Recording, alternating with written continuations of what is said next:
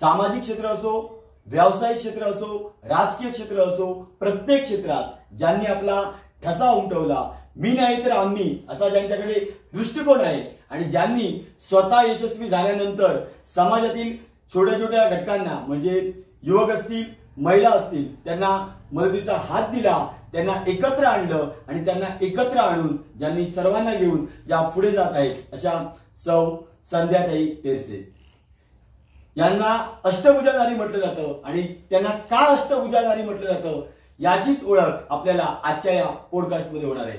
नमस्कार, मी नरेश शेट्टी आणि नमस्कार, मी केशव नाचुणेकर. क्लिअर कट या युट्यूब चॅनलवर आम्ही तुमचं स्वागत करतो. नमस्कार मॅडम. नमस्कार मॅडम, तुमची ओळख संपूर्ण सिंधुदुर्ग जिल्ह्यालाच नाही तर संपूर्ण महाराष्ट्राला आहे. मॅडम, हा इंटरव्ह्यू कसा सुरू करायचा हा एक खरोखर प्रश्न आहे. कारण तुमचं जे काय काम आहे, जे नर्मदा आई या संस्थेच्या माध्यमातून तुम्ही जे काय काम केलं त्यावरच एक 2 तासाचा पॉडकास्ट होईल, कारण एवढी माहिती आम्हाला मिळालेली आहे. पण बाकीचे क्षेत्र देखील आहेत मॅडम, कारण तुम्ही एक मोटिवेशनल स्पीकर आहात. अनेकांनी तुमच्या शब्द ऐकून त्यातनं प्रेरणा घेतलेली आहे. तर कुठून सुरुवात करू हा एक प्रश्न असेलच माझ्यासाठी. आपण एक नॉर्मली आम्हाला ऐकायला आवडेल की मॅडम तुमचं बालपण कसं गेलं आणि या बालपणात तुमची आई असेल, बहीण असेल किंवा ज्या स्त्रिया तुमच्या जीवनात आल्या त्यांचा तुमच्या जीवनावर मॅडम कसा प्रकारे परिणाम होत गेला त्याबद्दल मॅडम आम्हाला ऐकायला आवडेल. सगळ्यात महत्त्वाचं म्हणजे माझा जन्म मुंबईमध्ये झाला. त्याच्यानंतर वडिलांच्या नोकरीच्या निमित्ताने आम्ही संभाजीनगरला तिथे शिफ्ट झालो. आणि महत्त्वाचं म्हणजे बालपण हे जसं प्रत्येकाचं मनातलं खूप आवडीचं स्थान असतं तसंच माझं पण आहे. आणि कुठल्या इतर स्त्रियांपेक्षा माझ्या समोर आलेल्या स्त्रिया ज्या आहेत त्या स्त्रियांपेक्षा माझ्या वडिलांचा खूप जास्त मोठा पगडा आहे माझ्यावरती, किंवा त्यांच्या विचारांचा पगडा आहे. कारण आज माझं वय 51 वर्ष आहे आणि त्या म्हणजे माझ्या बालपणीच्या काळामध्ये आम्ही 3 बहिणी आणि 3 मुली असताना सुद्धा मुलींना अतिशय चांगलं शिक्षण देणं, त्यांना पाठिंबा देणं हे माझ्या वडिलांनी केलेलं आहे. आणि त्यांच्याच संस्कारातनं आम्ही घडलोय, तीही बहिणी घडलोय. आणि त्यांची सगळ्यात जास्त आमचा म्हणजे आम्ही पुढे जाण्यात त्यांचं सगळ्यात जास्त श्रेय असं मला वाटतं. मॅडम, तुमचं शिक्षण डिप्लोमा फार्मसी झाले, तर मेडिकल क्षेत्राकडे तुम्ही कसे वळला किंवा त्यामागचं बॅकग्राऊंड काय आहे हे ऐकायला आवडेल. जसं मी तुम्हाला सांगितलं की वडिलांच्या विचारांचा पगडा तेव्हा म्हणजे 50 वर्षात किंवा माझं जेव्हा कॉलेज जीवन सुरू होत होतं तेव्हा तर असं काही नव्हतं की कुठल्या साईडला जाऊ किंवा काय. आता तरी खूप वेगवेगळे मार्ग आहेत मुलांना शिकायला, पण तेव्हा आई वडील सांगतील ते करायचं आपण, ही एक सर्वमान्य पद्धत होती. आणि माझ्या वडिलांना सगळ्यात जास्त ते स्वतः शासकीय कर्मचारी होते, अधिकारी म्हणून ते रिटायर झाले. पण त्यांना स्वतःला व्यावसायिक होण्याची किंवा व्यवसाय करावा आपल्या कुटुंबातलं कोणीतरी अशी त्यांची आवड होती. मग त्यांचे कोणीतरी मित्र वगैरे यांच्या माध्यमातून फार्मसी केलेलं चांगलं असं त्यांना सजेस्ट केल्यानंतर रेग्युलर काहीतरी रुटीन करण्यापेक्षा वेगळं करणं ही तर माझी मानसिकता पहिल्यापासून आहे की आपण नेहमीच्या पायवाटेनं जाता चांगलं काहीतरी करावं किंवा जे समाजात नवीन काहीतरी असेल ते शिकण्याचा प्रयत्न करावा.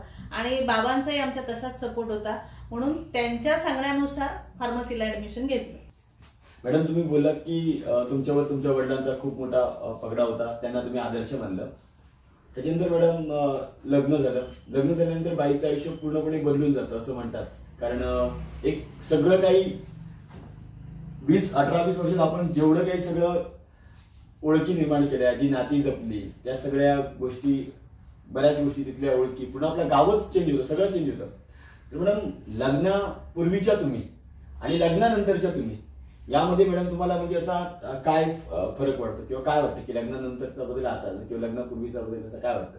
सगळ्यात मोठा बदल म्हणजे माझं मूळ गाव इथेच आहे म्हणजे माझ्या वडिलांचं, पण तरी सुद्धा वयाची 25 वर्ष संभाजीनगरला घालवल्यानंतर किंवा मोठ्या शहरात घालवल्यानंतर थेट सिंधुदुर्ग सारख्या ठिकाणी आणि कुडाळ तालुक्यातलं एकदम काय म्हणतात त्याला डोंगराच्या पायथ्याशी असलेल्या गावात येणं लग्न होऊन ही खूप मोठी तफावत होती. तरी सुद्धा जसं मी मगाशी म्हटलं तेव्हाच्या काळात बाबांना आमच्या वाटत होतं की आपलं मूळ गाव आहे, तिथे आमची एकतरी मुलगी तिचं लग्न व्हावं, आपल्या कोकणात लग्न व्हावं, कारण त्यांचं अगदी मनापासून प्रेम होतं आपल्या गावावर म्हणून. तर आपल्या इथे पण कोणतरी जावं. आणि योगायोगाने माझे जे पती आहेत त्यांचं मेडिसिनचा व्यवसाय आहे, त्यांनाही फार्मासिस्ट मुलगी पाहिजे होती.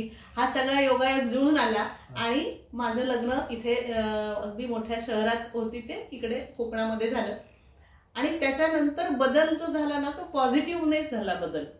जसं मी म्हटलं की माझ्या बाबांचं खूप इच्छा होती मी व्यवसाय करावा. लग्नाआधी पण माझं तिथे औषधाचं दुकान होतं औरंगाबाद संभाजीनगरला.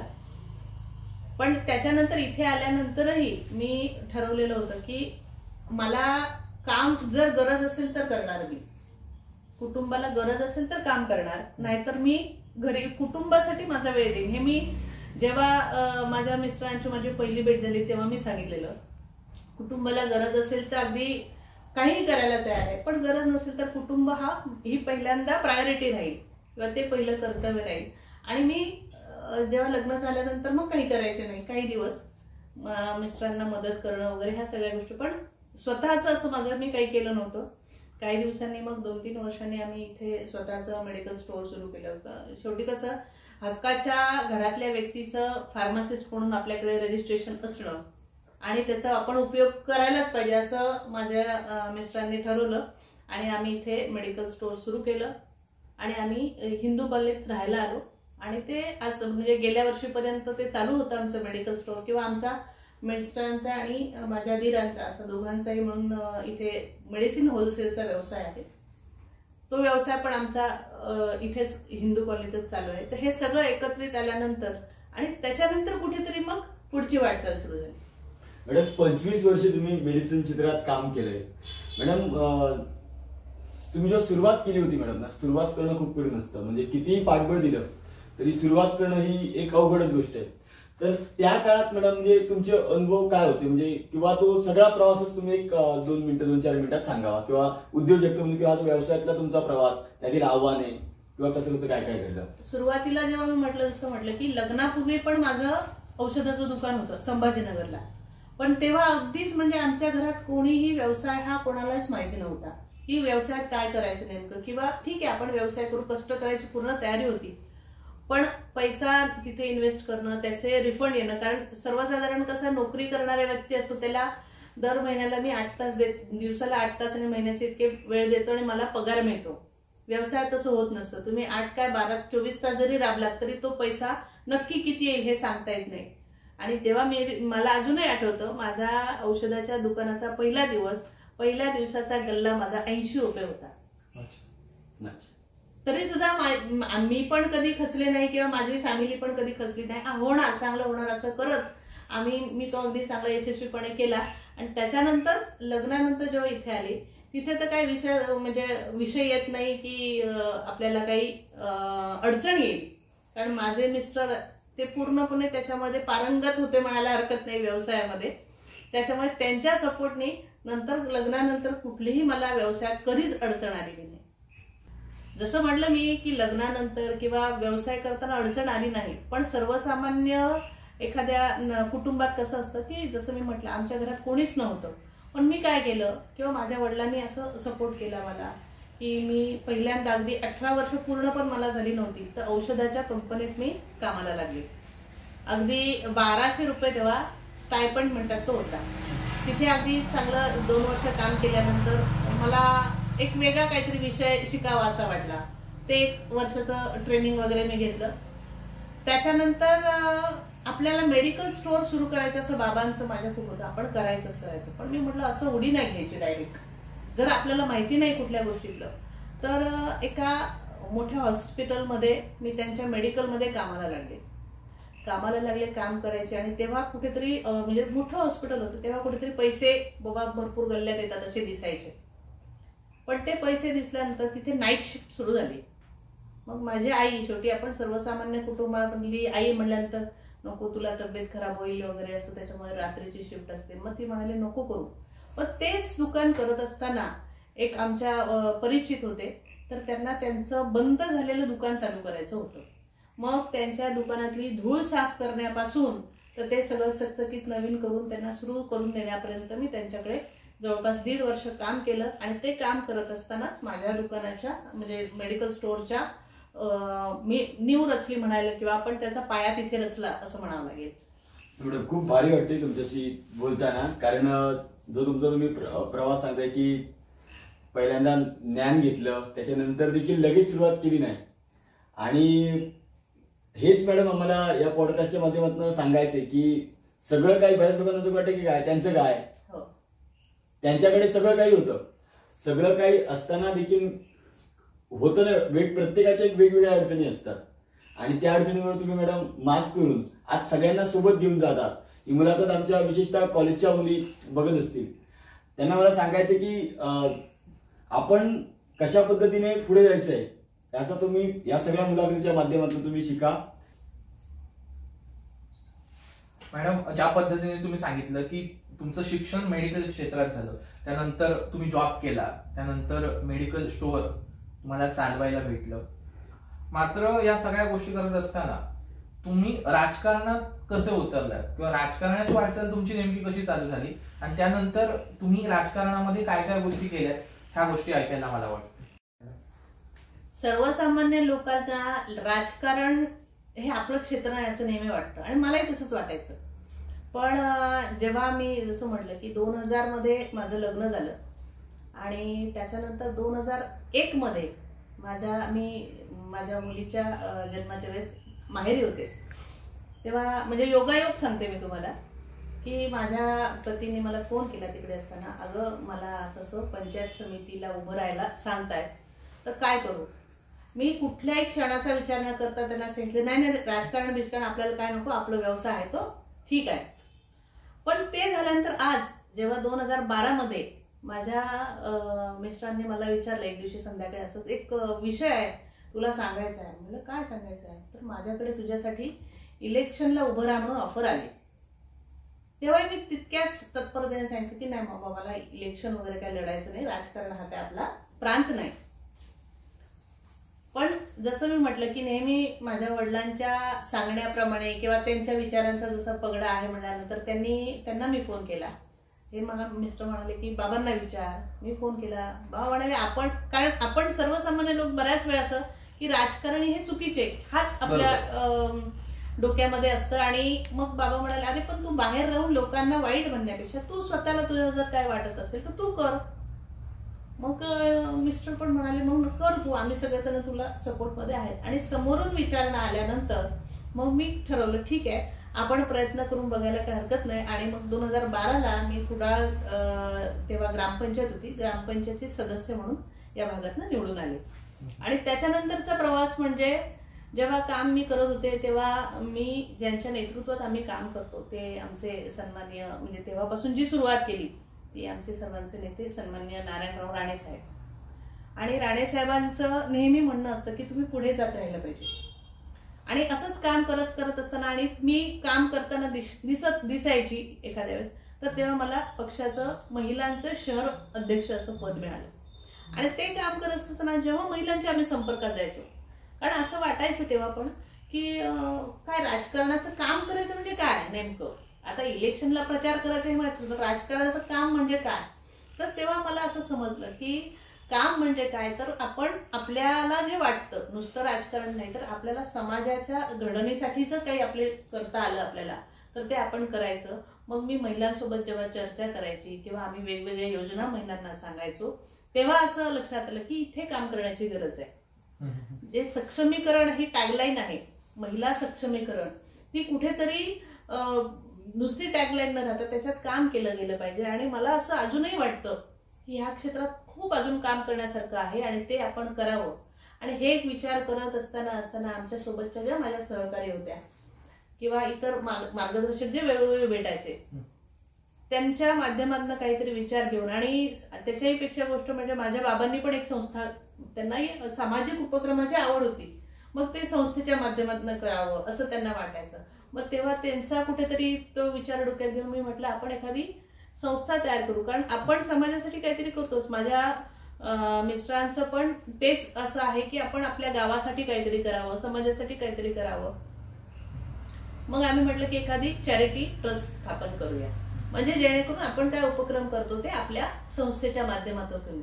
पण तेव्हा मला राजकारणात माझ्यासोबत सहकारी जे होते ते म्हणाले, तू सहकारी संस्था काढ, म्हणजे तुला जे काही महिलांसाठी काम करायचं असेल ते या माध्यमातून करता येईल. आणि मग तेव्हापासून मी 2015ला या एप्रिल 2015 मध्ये आमच्या नर्मदाई या संस्थेचं आम्ही रजिस्ट्रेशन केलं. नर्मदाई हे माझ्या सासूबाईंचं नाव, आणि त्यांच्या म्हणजे आपल्या प्रत्येकासाठी जशी आपली आई असते, माझी आई पण मला नेहमीच सपोर्ट करते, तसा या सासूबाईंचा, ज्या प्रत्यक्षात माझ्याबरोबर नव्हत्या, त्या माझ्या लग्नाच्या आधीच त्यांचं निधन झालं, तर त्यांचं पाठबळ कुठेतरी घेऊन, कारण नर्मदाई आमच्या सगळ्या गाड्यांवर नाव असतं, माझ्या मिस्टरांनी ते सुरू केलं त्यांना आपल्या आईची आठवण म्हणून, आणि ते नाव घेऊनच, जे की प्रसिद्ध नाव आहे असं मला स्वतःला वाटतं, की ओळख आहे त्या नावाला, आणि म्हणून ते नर्मदाई हे नाव आम्ही घेऊन ही संस्था महिलांसाठी, कारण आई हा विश्वासाचा विषय आहे, म्हणजे ही संस्था आईच्या माध्यमातून काम करेल. तुमच्या म्हणजे आम्ही जेव्हा समोरच्याकडे जाऊ तेव्हा त्यांना माझ्याबद्दलचा किंवा आमच्या संस्थेबद्दलचा विश्वास आईचा विश्वास असला पाहिजे, ही भावना मनात ठेवून आम्ही नर्मदाई असं संस्थेचं नाव केलं. खूपच छान मॅडम, कारण राजकारणात उतरल्यानंतर लोकांसाठी काम करत असताना तुम्हाला समाजसेवेची देखील आवड लागली आणि समाजासाठी तुम्ही अनेक काम करू लागले. मात्र त्यानंतर तुम्ही समाजासाठी काम करत असताना काही उपक्रम घेतले, काही महोत्सव घेतले. मग त्या गोष्टींबद्दल ऐकायला आवडेल की तुम्ही कशा प्रकारे कार्यक्रम घेतले आणि त्या कार्यक्रमांमध्ये नेमकं काय केलं जातं, महिलांना कशा पद्धतीने प्राधान्य दिलं जातं, या गोष्टी आम्हाला ऐकायला आवडतील. जसं मी सांगितलं, संस्था 2015ला सुरू केली, आम्ही रजिस्ट्रेशन केलं. पण जसं प्रत्येकालाच असतं ना, बालवाडीत गेला म्हणजे शाळेत गेल्यानंतर शिक्षण या सगळ्या गोष्टी सुरुवात होते कुठल्याही क्षेत्रात असेल, तर मग हे तर पूर्णच नवीन होतं माझ्यासाठी. संस्था काढली आहे ठीक आहे, पण त्या संस्थेचं पुढे करायचं काय. संस्थेच्या मेंबर आमच्या सगळ्या सहकारी किंवा परिचित सगळ्या महिला होत्या, ग्रामीण भागातील आमच्या आहेत त्या होत्या, पण करायचं काय. तर मग मला स्वतःला क्रिएटिव्हिटीची आवड होती. जसं मी नोकरी केली तर कशा केली, पॅकेजिंग, क्वालिटी कंट्रोलमध्ये पॅकेजिंग असतं एखाद्या मेडिसिनचं. मग ते समजा स्ट्रीप आहे तुमच्याकडे, त्या स्ट्रीप कशा पॅक करायच्या, तर त्याचे बॉक्स बनवायचे आपण स्वतः, आणि असं करून पाहिजे असं ऑर्डर द्यायची किंवा तसं सांगायचं. मग मी ते तसं, मला कागदाच्या पिशव्या बनवता येतात, कुठून शिकले नाही असंच येतात, त्या कागदाच्या पिशव्या बनायला येतात. मग आम्ही मराठा समाजचं आमचं महिला मंडळ आहे, तिथे सगळ्यात आधी कागदी पिशव्या बनायला शिकवलं. ते बनवण्याचं कागदी पिशव्या काय डोक्यात आलं की 2016 पासून प्लास्टिक बंदी हे अभियान आपल्या पूर्ण देशात मोदीजींनी सुरू केलं. प्लास्टिक बंदी का, तर स्वच्छताच्या दृष्टीने किंवा पूर्ण आरोग्याच्या दृष्टीने ते प्लास्टिक हितकारक नाहीये म्हणून. आणि त्याच दरम्यान मी नगरपंचायत पण आमची स्थापन झाली 2016ला, आणि त्याच दरम्यान नगरपंचायतचे आरोग्य सभापती म्हणून मी कार्यभार स्वीकारला होता.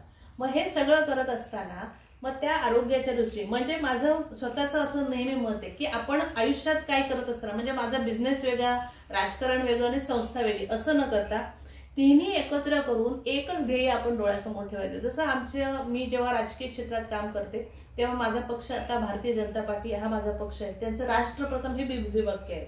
तसंच मला पहिल्यापासून देशप्रेम हे कुठेतरी मनात, आणि मलाही वाटतं की प्रत्येक नागरिकाच्या मनात ते असतं, पण त्याला सपोर्ट मिळाला. आणि मग आम्ही ह्या ज्या महिला आहेत त्यांच्यासाठी काम करायला जी सुरुवात केली. मग काय करत, आरोग्य शिबिर, माझ्या वाढदिवसाला आरोग्य शिबिर घ्यायचं, कारण मेडिसिन हा आमचा प्रांतच आहे, त्याच्यामुळे आरोग्य शिबिर घ्यायचं ठरवलं. मग आरोग्य शिबिर घेता घेता आरोग्य शिबिर तर आता व्हायला लागले. तसं झाल्यानंतर स्वच्छता याच्यामध्ये जेव्हा मी आरोग्य सभापती झाली, आरोग्य सभापतीमध्ये स्वच्छता वगैरे पण त्याच्यात सगळं येतं. मग तिथे कचऱ्यापासून खत कसं बनवावं हे कुठेतरी लोकांपर्यंत जावं, म्हणजे सगळंच काही सरकार करेल, शासन करेल किंवा एखादी संस्था जी आपली नगरपंचायत असेल ते करणार नाही, तर आपण स्वतः काहीतरी केलं पाहिजे. म्हणून प्लास्टिकच्या बास्केट्समध्ये ज्या लहान मुलांची कपडे वगैरे ठेवण्याचं ते बास्केट्स, आणि त्याला आतून नेट लावणं वगैरे हे मी युट्यूबवर बघितलं होतं. आणि त्याच्यामध्ये आपलं निर्माल्य असेल की घरातला कचरा असेल तो सुकवून त्याचं तिथे खत बनवायचं. हे आम्ही खत बास्केट हा कार्यक्रम माझ्या एका वाढदिवसाला केला.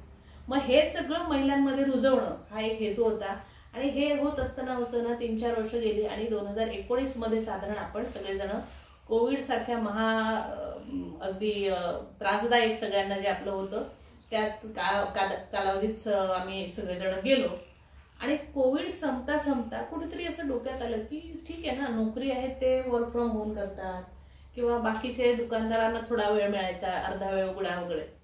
पण ज्या घरातून व्यवसाय करतात महिला, म्हणजे आपल्याला सगळ्यांना माहिती आहे, लाडू बनवणारे असतील, फराळ बनवणारे असतील किंवा साड्या विकणं हा खूप चांगला महिलांमध्ये व्यवसाय आहे. मग ह्या सगळ्या व्यावसायिक महिला आहेत ना, त्यांना सगळ्यात जास्त अडचण. पण आपण एकमेकांच्या घरी जात नव्हतो. बरं, तो गॅप जो आला 2 वर्षाचा, त्याच्यामध्ये मग आपली परत ओळख निर्माण करणं ही सगळ्यात मोठी अडचण या महिलांना निर्माण झाली असं मला कुठेतरी वाटलं.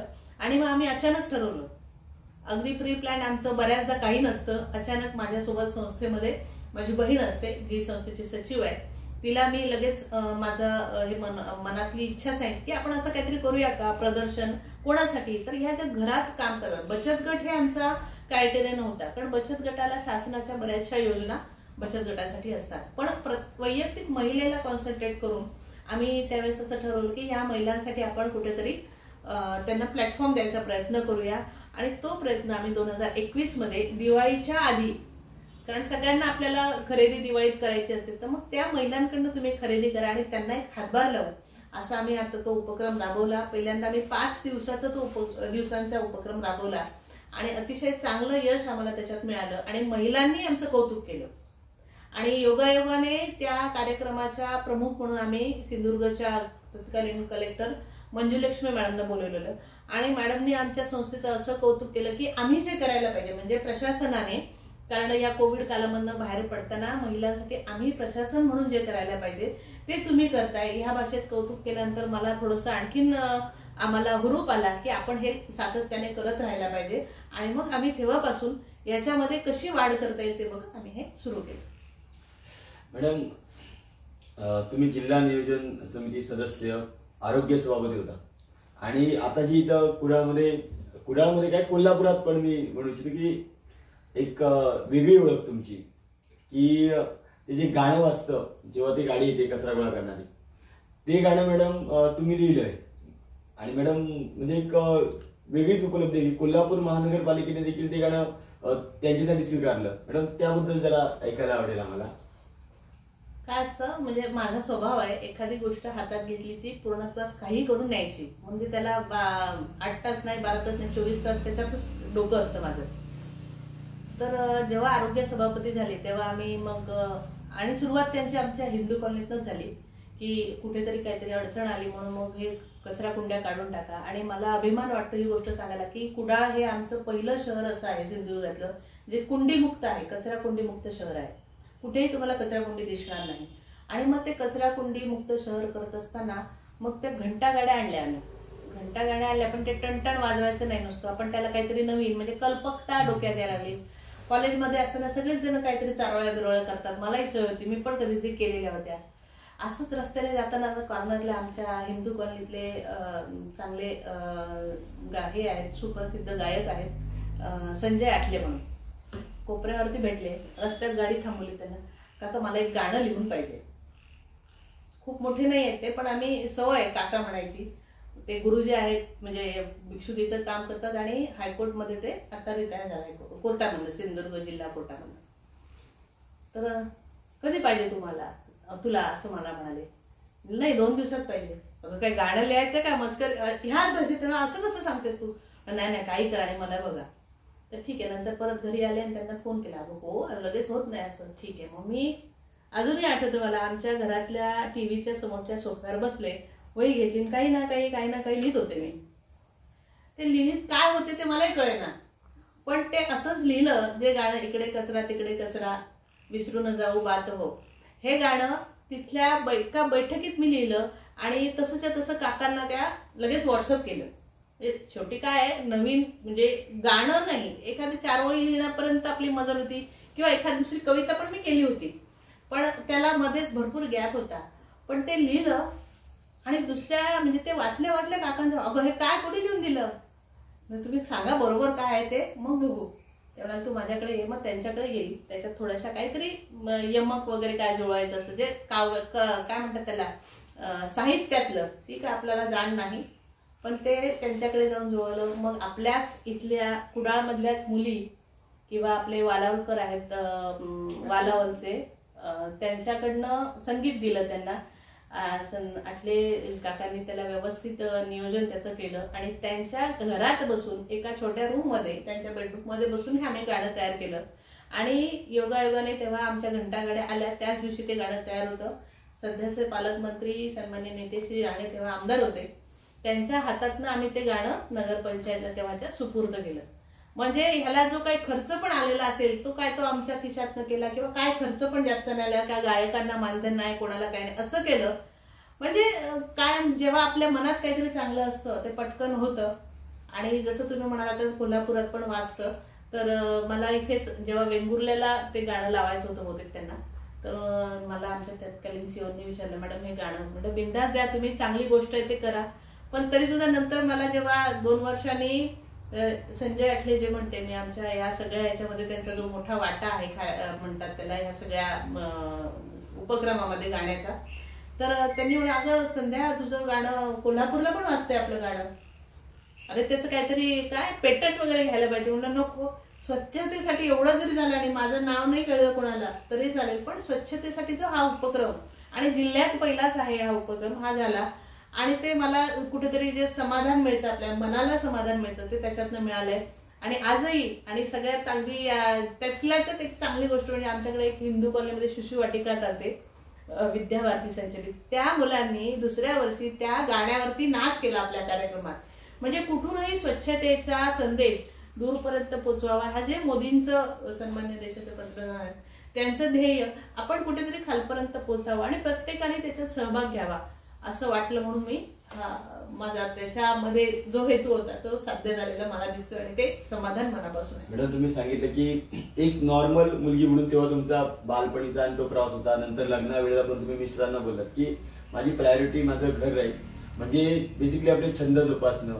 पण नंतरच्या काळात मॅडम एवढा वेळ भेटत नाही, कारण तुम्ही आता ही संस्था एवढी मोठी स्थापन केली, त्याचबरोबर तुम्ही नगरसेविका आहात, जिल्हा नियोजन समिती सदस्य आहात आणि हे सगळं काम करत असताना मॅडम ना आपण आपले छंद जोपासतो की नाही जोपासतो, की तुम्हाला मॅडम मला विचारते की तुम्हाला कुठे छंद आहेत का जे तुम्ही जोपासता किंवा जे छंद होते आणि आता मात्र नाही काळाच्या वेगात ते निघून गेले, असं काहीतरी मॅडम ऐकायला आवडेल आम्हाला.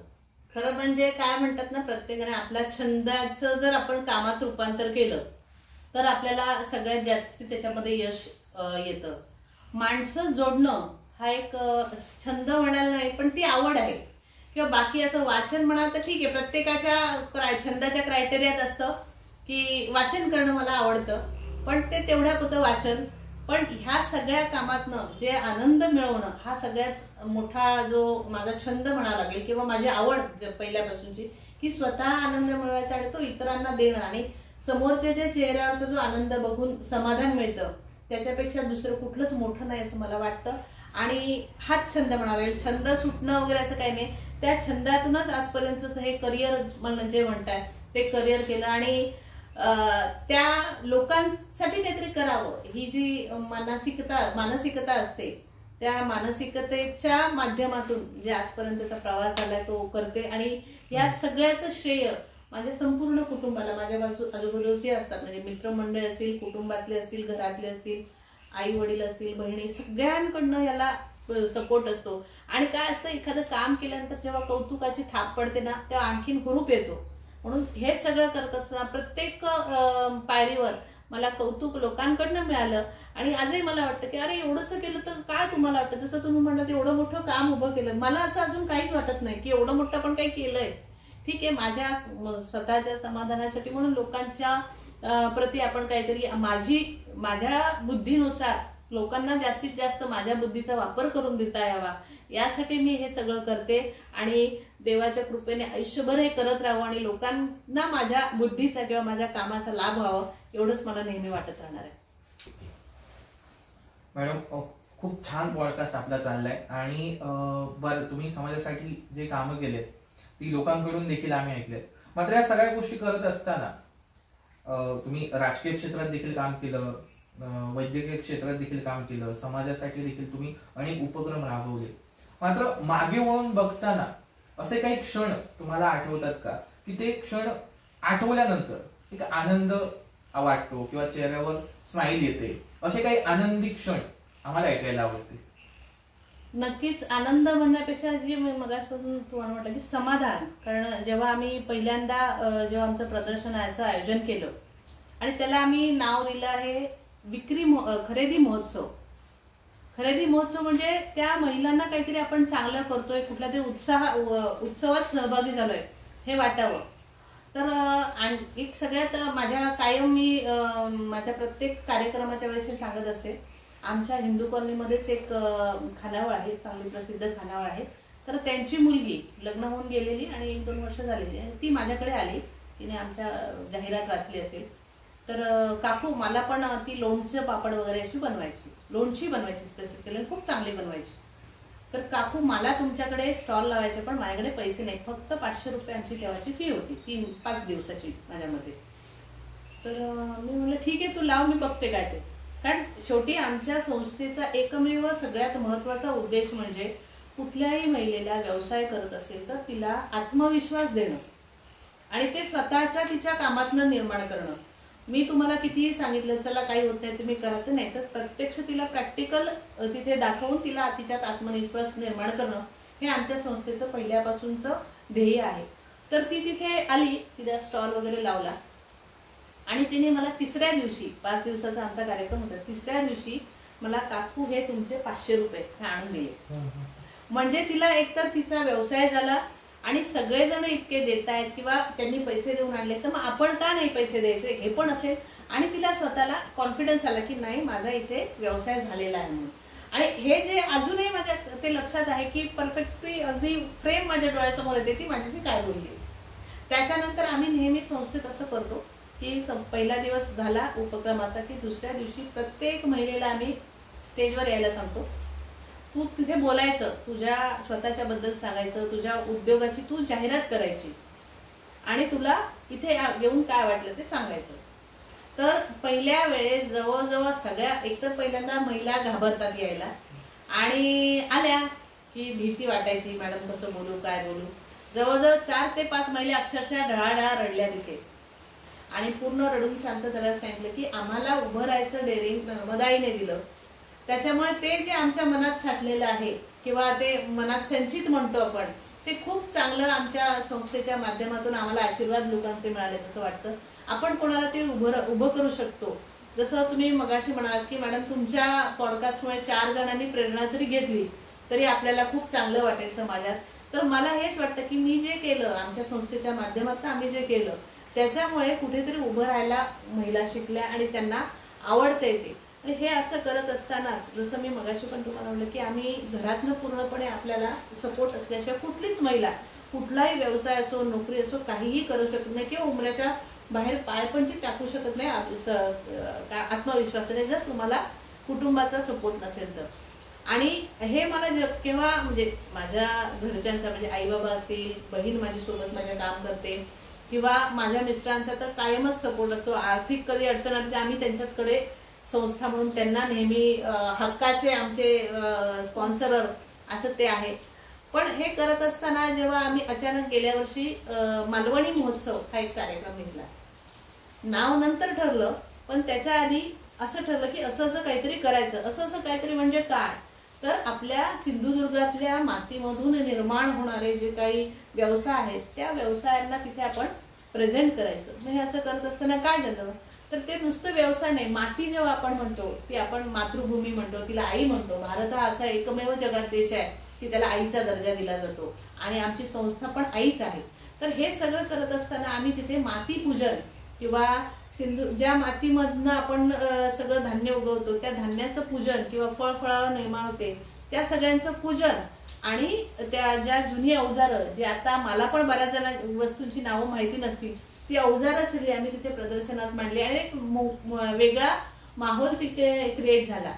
आणि त्या माहोल मध्ये हे सगळं करत असताना माझ्या मुली बघायच्या आई काहीतरी करते.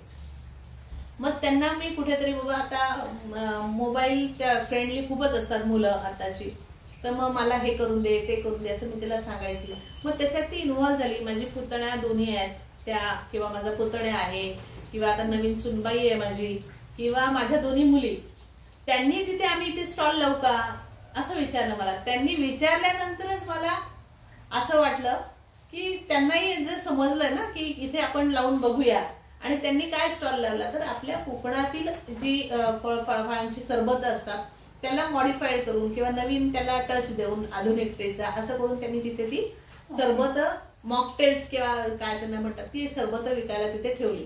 आणि तो क्षण माझ्यासाठी खूप अभिमानाचा, आनंदाचा किंवा समाधानाचा, ज्याला आपण सॅटिस्फॅक्शन जे आपल्या कार्याचं, कारण काय लोक कौतुक करतात कुठल्याही कामाचं, पण आपल्या मागची पिढी, आपण नेहमी म्हणतो की 2 पिढ्यांमध्ये जनरेशन गॅप वगैरे असतं, पण माझ्या मुलांना किंवा ज्या माझ्या कुटुंबातली पुढची पिढी आहे त्यांनाही वाटलं की जी मी काही करते, आई करते किंवा काकी काहीतरी करते त्याच्यात आपण सहभाग घ्यावा असं त्यांना वाटलं. म्हणजे मी योग्य ट्रॅकवर आहे असं मला वाटलं, कारण पुढची पिढी त्याच्यात आमच्यासोबत आहे आणि हे त्या पुढच्या पिढीने पण सोबत राहून करावं असं मला नेहमी वाटतं.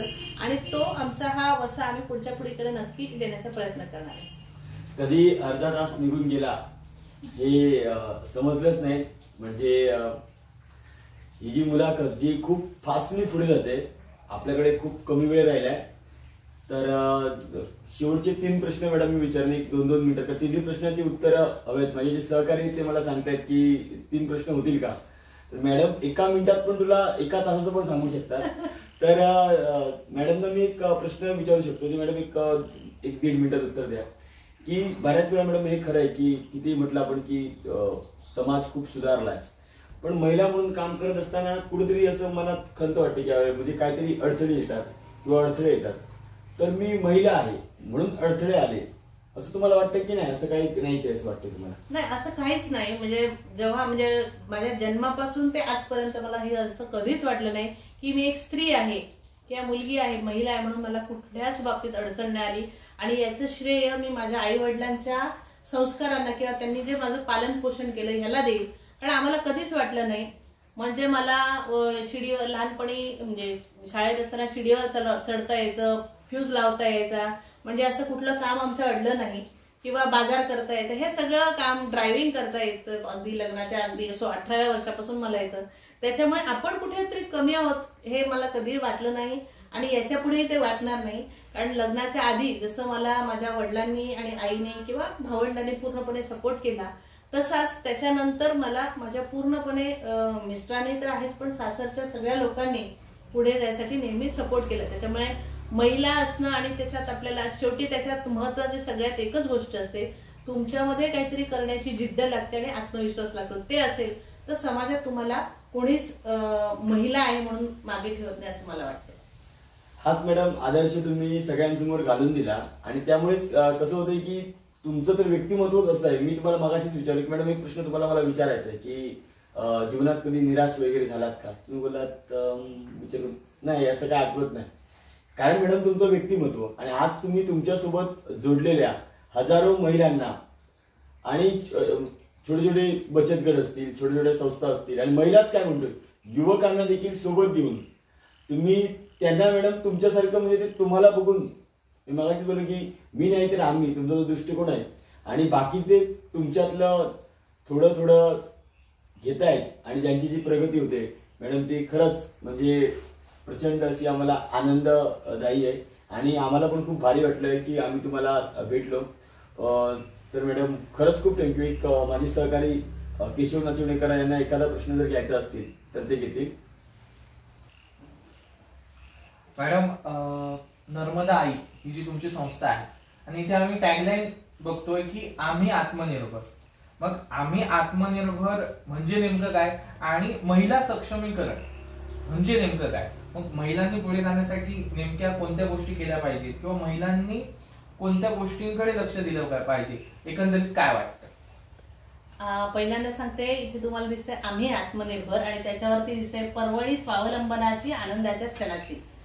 म्हणजे काय, आपल्याला आपल्या कामातनं आनंद मिळाला पाहिजे ही प्रत्येकाने आधी मनात ठेवलं पाहिजे किंवा गृहीत धरलं पाहिजे स्वतःला आधी की मी करेन त्याच्यात मला आनंद मिळाला तरच त्याच्यावरनं आर्थिकही असेल किंवा इतरही तुम्ही बाबतीमध्ये तुम्ही सक्षम होता.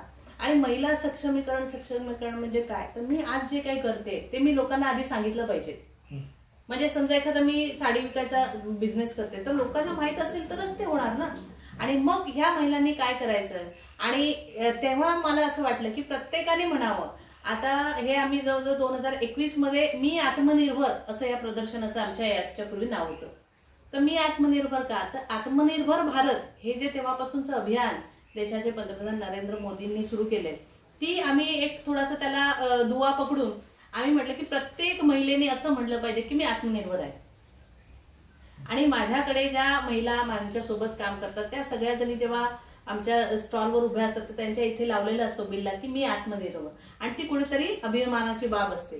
आणि हे मी आत्मनिर्भर करत असताना आता आम्ही संस्थेला 10 वर्ष पूर्ण झालेत, आणि ह्या सगळ्या ज्या आम्ही झालोय, आम्ही एकत्र बॉन्ड जो आमचा तयार झालाय तो आम्ही आत्मनिर्भर म्हणून आम्ही आता पुढे चाललोय. आणि हे आत्मनिर्भर होणं म्हणजेच महिला सक्षमीकरण आहे. कारण मी सगळ्या बाबतीत आरोग्य असेल किंवा कौटुंबिक असेल, आर्थिक असेल, शैक्षणिक असेल, सगळ्या बाबतीत जेव्हा मी आत्मनिर्भर म्हणजे स्वावलंबी होते तेव्हाच कुठेतरी माझा आत्मविश्वासपूर्ण जगामध्ये प्रवास सुरू होतो आणि तो यशस्वी होतो असं मला वाटतं. खूपच छान मॅडम. आपण पॉडकास्टच्या शेवटच्या टप्प्यात चाललो आणि शेवटचा टप्पा म्हणजे रॅपिड फायर राऊंड. मी तुम्हाला काही प्रश्न विचारेन, त्याचे 4 ऑप्शन तुम्हाला देईल, त्यातील एक तुम्हाला निवडायचं आहे.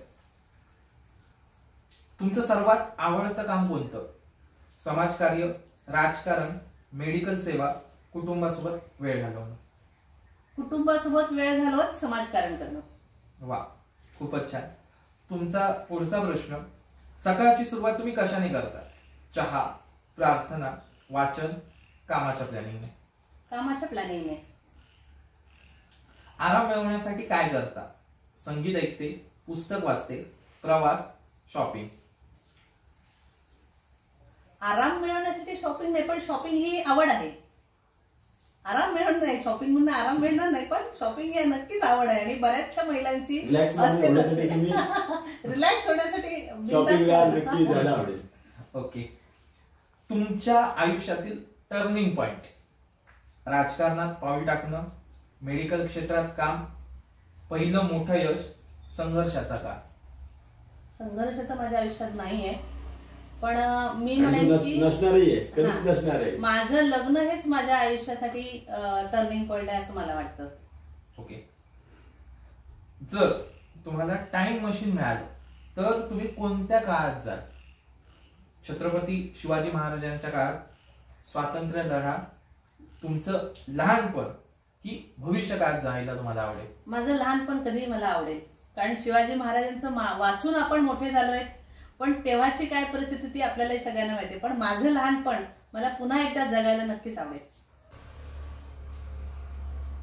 मॅडम, तुम्ही राजकारणात एवढं काम केलंय, राजकारणात जोडण्यासाठी वेगवेगळ्या गोष्टी आवश्यक असतात.